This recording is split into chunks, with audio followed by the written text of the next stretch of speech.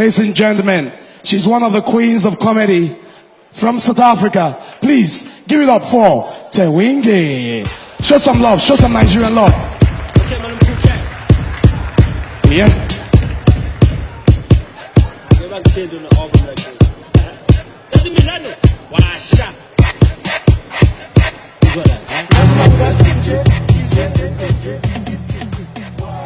Wow. Hello, Nigeria. Wow, so many of you came out to see a comedy show.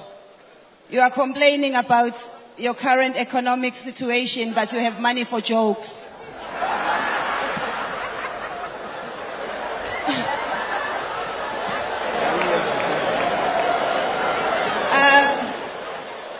I've been very impressed with what I've seen in Lagos. It's very nice, it's very refreshing. I'm from South Africa. And you know our men are lazy. So it's been good for me to see black men wearing suits and going to work. In South Africa, you can only say two things to a black man wearing a suit. It's either rest in peace or may the defendant rise.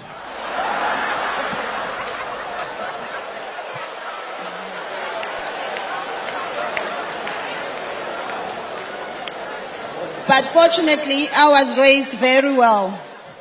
I come from a very strong Christian background. When I was growing up, my mother told me never to ever marry a man without a professional job. Because the best time to have sex is when your husband is away on a business trip.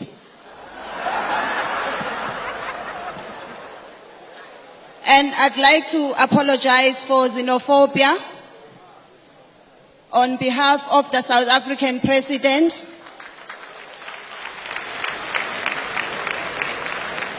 I'd like you guys to understand that the president has nothing to do with xenophobia. The word is too big for him to understand what it means.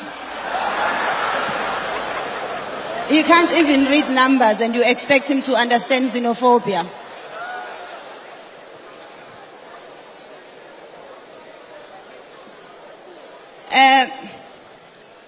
Just like every country, we also have problems in South Africa.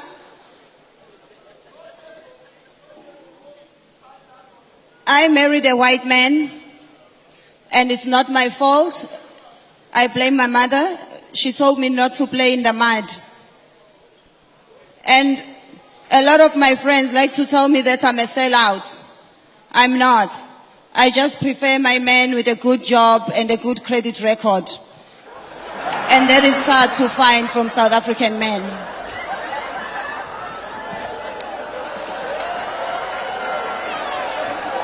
And I know that you guys like to complain that South Africans drink a lot. It's also not our fault. I blame the white people. It's so refreshing to be in other African countries where there are not many white people. White people came to South Africa. They found us having a good time and they introduced education. And according to my chemistry teacher, alcohol is a solution.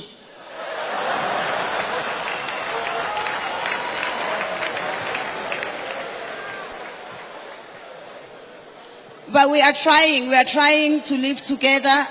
It's difficult because black people and white people, we have our differences. And it's not always racism. For example, my mother-in-law, I know she's not racist, she's a good woman. We just don't get along because we're different people. I'm a Libra, she's a bitch.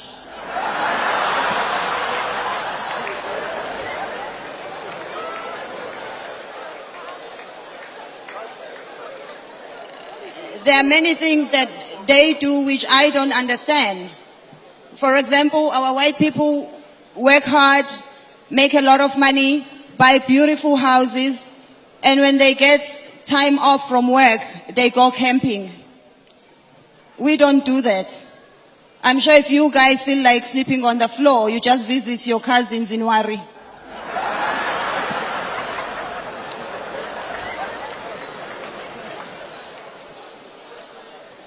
And I am a mother. And it's not easy for me to be a mother because I am a bit too honest. So sometimes I find myself shouting at my son, calling him a son of a bitch, and then I realize I'm the bitch here. Which is why I sent my son to school in England. Because as a South African, it's very difficult to tell your 12-year-old if he decides not to go to school. What do you say? Son, if you stop going to school, one day you're going to be a president.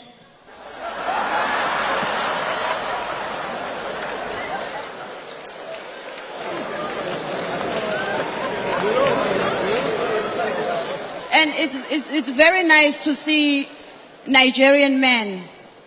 You Nigerian women, you are lucky. Your men are fit. They have good bodies.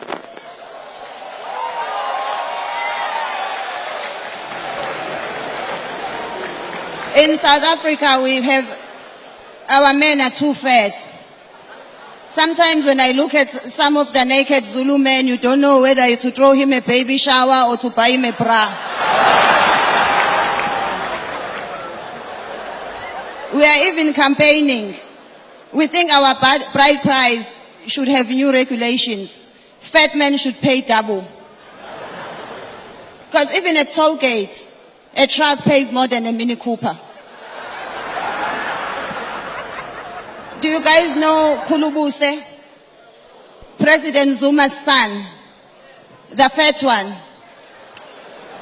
Okay. Let's just say if Kulubuse was here tonight, he'd be sitting next to all of us.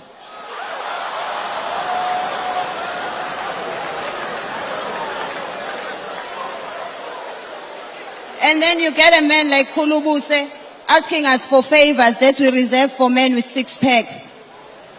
Imagine having to give Kulubuse a blowjob. It doesn't work because you have to wear a helmet so that his stomach doesn't hurt you.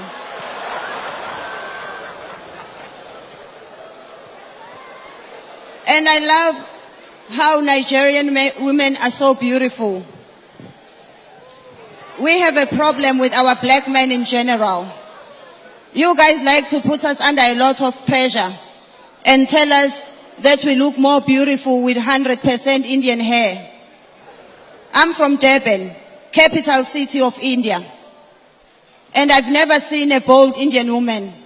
So you know where they get her hair from.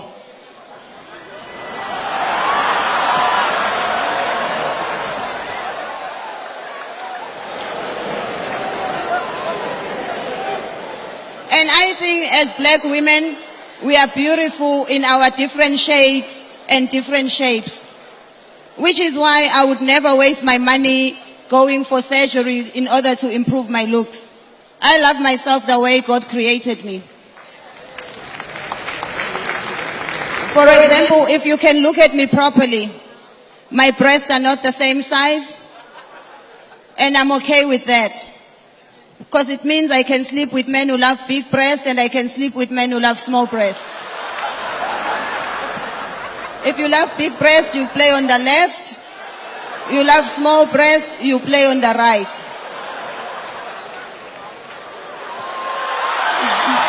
And that is why I broke up with my last Zulu boyfriend. Because he told me that I would look a lot better if I had 100% Indian hair. And as an honest woman, I told him he would also look a lot better if he had 100% Nigerian dick. Thank you very much. My name is Tenjiwe.